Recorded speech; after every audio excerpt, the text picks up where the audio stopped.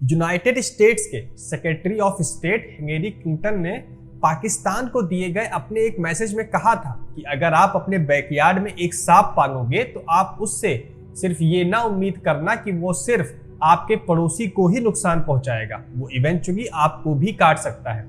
आज Hillary Clinton द्वारा कही गई बात रशिया के ऊपर पूरे तरीके से सही साबित हो रही है। जिस देश ने वैगनर ग्रुप को लॉन्च किया था ताकि वो कई होस्टाइल्स पर बिना अपनी आर्मी को भेजे अपने कामों को पूरा कर सके, लेकिन आज खुद वह ग्रुप रूस के लिए सरदर्द बना हुआ है। आज के इस वीडियो में मशीनरी ग्रुप वैगनर यानी कि किराए के सिपाहियों के ग्रुप वैगनर के बारे में जानेंगे और यह भी जानने की कोशिश करेंगे कि कैसे ये ग्रुप एक रिवेंगिंग ग्रुप बनकर रूस पर मिलिट्री कूप करना चाहता था और कैसे क्रेमलिन यानी रशिया इस मिलिट्री कूप को रोक पाने में सफल रहा और आगे ऐसी कौन सी ऐसी समस्याएं हैं जिससे क्रेमलिन को निपटना है। Let's talk about the Wagner Group. Secretive Russian mercenary group. A shadowy private security company that has ties to the Kremlin. Wagner Group has a gruesome reputation.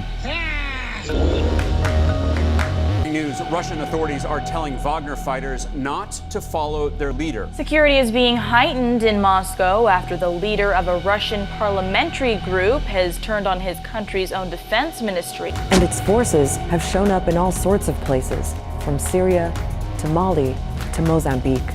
What Wagner is doing is essentially acting as a proxy for the Russian government. Wagner group के head Yevgeny Prigozhin अपने private army के साथ Moscow पर military कूप करने की कोशिश करता है, लेकिन उसका यह प्रयास विफल रहता है। इस अटैक ने रूसी अधिकारियों की प्रतिष्ठा को कम कर दिया है। रशिया पहले से ही जानता था कि सो कॉल्ड लिबरल अपोजिशन से कैसे निपटना है, ज्यादातर इंटेलेक्चुअल और युवा छात्रों से, लेकिन युद्ध अनुभव वाले 25,000 हथियारबंद अपराधियों और भाड़े के सैनिकों के विद्रोह के बारे में क्या, उससे कैसे निपटना है, इसके बारे में रशिया को पता नहीं था। ऐसा लगता है कि मॉस्को इसके लिए कभी तैयार ही नहीं था। विद्रोह के पहले संकेत वास्तव में 2022 के अंत में ही दिखाई दे गए थे, जब प्रिगोजिन ने रक्षा मंत्री सर्गेई शोइगु सहित सभी रूसी सशस्त्र बलों के सीनियर कमांड के बारे में आलोचनात्मक रूप से बोलना शुरू किया था। वैगनर ग्रुप का कहना था कि रक्षा मंत्रालय वैगनर यूनिट्स को यूक्रेन में गोला बारूद प्रदान नहीं कर रहा है। प्रिगोजिन के विरोधी भाषणों का अंत 23 जून को एक बयान में हुआ, जिसमें उन्होंने रशिया के अमीर लोगों और सशस्त्र बलों के नेताओं पर भ्रष्टाचार, प्रोफेशनलिज्म की कमी और यूक्रेन में शत्रुता को रोकने की इच्छा का न होने का आरोप लगाया। प्रिगोजिन का कहना है कि यूक्रेन के राष्ट्रपति व्लादिमीर ज़ेलेंस्की बातचीत के लिए तैयार थे जब पुतिन ने पिछले साल सैन्य अभ्यास शुरू किया था। वैगनर ग्रुप ने रूसी सेना द्वारा वैगनर यूनिट पर कथित तौर पर मिसाइल हमला करने के लिए भी दोषी ठहराया, जिसके कारण लगभग 30 सैनिकों की मौत हो गई थी। विरोध के बाद जैसे ही वैगनर ग्रुप की सेना मॉस्को की ओर बढ़ने लगती है, उन्होंने इसे न्याय का मार्च यानी मार्च ऑफ जस्टिस कहा, ताकि यह पता लगाया जा सके कि देश में अव्यवस्था क्यों थी। दोस्तों, जब भी कोई रिवेंगिंग ग्रुप ऐसा कोई काम करता है तो वह उसे जस्टिस और यूनिटी से जरूर जोड़ता है। इसका उदाहरण हम डिफरेंट टाइम फ्रेम में अलग अलग देशों में जाकर देख सकते हैं, जैसे श्रीलंका में गिट्टे ग्रुप, पाकिस्तान में जियाउल हक का शासन, जर्मनी में हिटलर का नेतृत्व, फ्रांस में नेपोलियन का शासन और चाहे सूडान में सेना का शासन। सभी ने अपने नेतृत्व में चल रहे ग्रुप के कार्य को जस्टिस, डेमोक्रेसी और यूनिटी से जोड़ा था और इतिहास गवाह रहा है कि इन सभी का शासन बाद में तानाशाही शासन के रूप में ही रहा है। रोस्टोव-ऑन-डॉन 10 लाख से अधिक आबादी वाला शहर है, जिसमें रूस के शक्तिशाली साउदर्न मिलिट्री जगह का मुख्यालय है। वह कुछ ही घंटे में प्रिगोजिन के अधीन आ गया था। रिपोर्ट्स के अनुसार खबर यह भी थी कि इस विद्रोही गुट ने रूसी सैनिकों के लॉजिस्टिक हब पर भी कब्जा कर लिया था और उसमें से कुछ ने विरोनिस 12 शहर की ओर भी रुख किया था, जहां रूस की न्यूक्लियर वेपन फैसिलिटी भी है। रूसी लड़ाकू विमानों ने उन्हें वहां जाने से रोकने की कोशिश की थी, लेकिन विद्रोहियों ने उनमें से कुछ को मार गिराया था। इस विरोध के बाद मॉस्को में अधिकारियों द्वारा एक आतंकवाद विरोधी ऑपरेशन का आदेश दिया जाता है। मेयर सर्गेई शोइगु ने वहां के लोगों को घर में रहने के लिए आदेश दिया था। शहर के केंद्र में सैन्य वाहन दिखाई देते हैं और सामान्य पुलिस कर्मियों को मशीन गन दी जाती है। दक्षिण से मॉस्को की ओर जाने वाले राजमार्ग पर जल्दबाजी में चौकियां स्थापित की जाती हैं, जबकि एक्सकवेटर द्वारा रोडों को तोड़ दिया जाता है और टैंकों से बचने के लिए एंटी टैंक गड्ढे भी खोदे जाते हैं। पेट्रोल की कीमतें भी इससे बढ़ जाती हैं और तुर्की, जॉर्जिया, आर्मेनिया और कजाकिस्तान जैसे पड़ोसी देशों में उड़ानों की लागत भी बढ़ जाती है। वहां काम कर रहे एम्प्लॉयर्स ने अपने कर्मियों को पानी और अन्य आवश्यक चीजें जमा करने का निर्देश देना शुरू कर दिया था, लेकिन यह सब अचानक समाप्त हो गया क्योंकि वैगनर सेना मॉस्को से केवल 200 किलोमीटर दूर थी, जहां उसने अपनी प्रगति रोक दी और वहां से वो वापस चले गए। प्रिगोजिन ने स्पष्ट रूप से बेलारूस के राष्ट्रपति अलेक्जेंडर लुकाशेंको के माध्यम से रूसी सरकार के साथ समझौता किया। हालांकि अचानक हुए विद्रोह से पता चला कि रूस के अंदर की स्थिति कितनी अनस्टेबल है। जब युद्ध शुरू हुआ था तो बहुत सारे लोग इसका विरोध कर रहे थे, लेकिन अधिकारियों ने दमनकारी उपायों से उन्हें चुप करा दिया था। हालांकि इन्हें चुप करा के उन्होंने असंतुष्टों की एक और विंग के उद्भव की अनुमति दे दिया था, जिसे क्रोधित देशभक्त यानी एंग्री पेट्रियट्स कहा जाता है। यह राइट विंग के लोग हैं जो मानते हैं कि वर्तमान रूसी संघ 2 साम्राज्यों का उत्तराधिकारी है।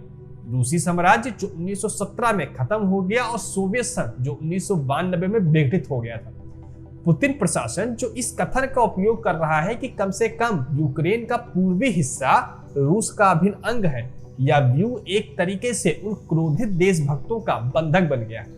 ये राइट विंग चाहते हैं कि शत्रुता तेज हो, जिसमें कीव यानी यूक्रेन पर परमाणु हमले की तारफदारी भी करते हैं। वे रूस को अनफ्रेंडली नेशन से दूर रखना चाहते हैं और पूरे राज्यों को एक ही लक्ष्य की ओर ले जाना चाहते हैं, जो कि यूक्रेन को हराना है और फिर यदि आवश्यक हो तो बलपूर्वक बाल्टिक राज्यों और पूर्व सोवियत संघ के अन्य देशों में मॉस्को के प्रभाव को बहाल करना है।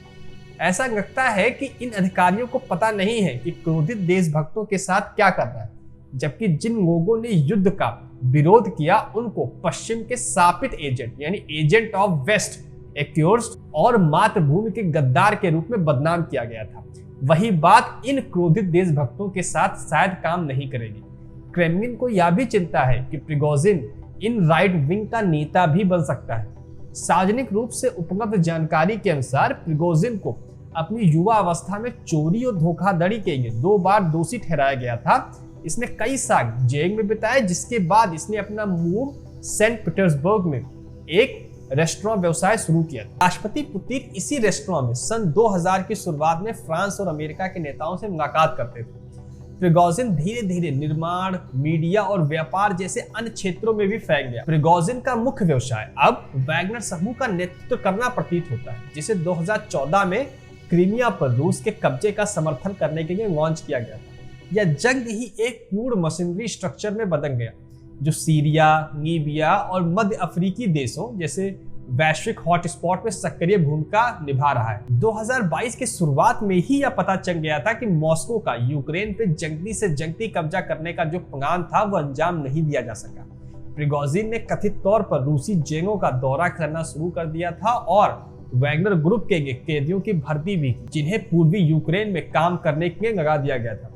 इसके बदले में उनके पूर्ण अपराधों को माफ कर दिया गया और युद्ध के बाद रोजगार और रूस के प्रसिद्ध शिक्षण संस्थानों में पढ़ने का मौके का कागज दिया गया था। इन कैदियों को हर महीने $1300 और मर जाने पर उनके परिवार वालों को $50,000 देने तक का वादा किया गया था। रूस में पास्ट में कई रिबेलियन ग्रुप रहे हैं, लेकिन एक विरोधी गुट जिनके पास आधुनिक टैंक, मिसाइल और परमाणु हथियार का कंट्रोल हो, वह ग्रुप कितना खतरनाक होगा यह अब एक सोचने का विषय है।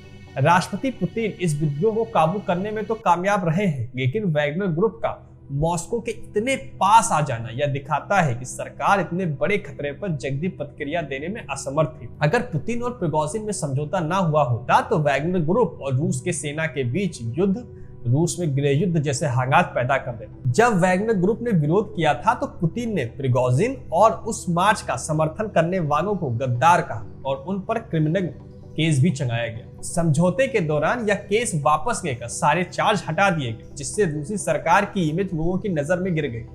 लोगों का कहना था कि कैसे सरकार मातृभूमि के गद्दारों को माफ कर सकती है। इसलिए आजकल अपनी इमेज अच्छी करने के लिए पुतिन लोगों से सामाजिक रूप से मिलते हैं। प्रिगोजिन अब बेलारूस में है और कहा जा रहा है कि अब वैगनर ग्रुप अफ्रीका और मिडिल ईस्ट के देशों में लौट जाएगा।